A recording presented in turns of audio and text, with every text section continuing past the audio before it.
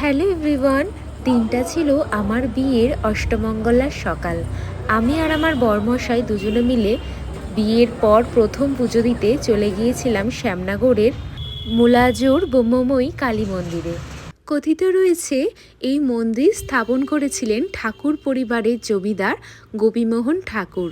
এই মন্দির প্রতিষ্ঠা সম্পর্কে রয়েছে এক প্রচলিত কাহিনী।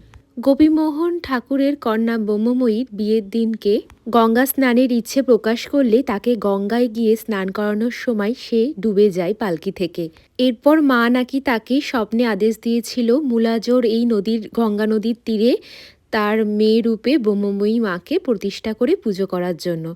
তারপর থেকেই কিন্তু এখানে মন্দির প্রতিষ্ঠা করেন তিনি। এবং আরও একটি কাহিনী প্রচলিত রয়েছে। সাধক রামপ্রসাদ যখন গঙ্গা ভ্রমণে বেরিয়েছিলেন তখন তার গান শুনতে গিয়েই নাকি মায়ের মুখ ঘুরে যায় ভাগীরথী নদী অর্থাৎ গঙ্গা নদীর দিকে। তো এটাই ছিল আমার দিনটা। ভালোই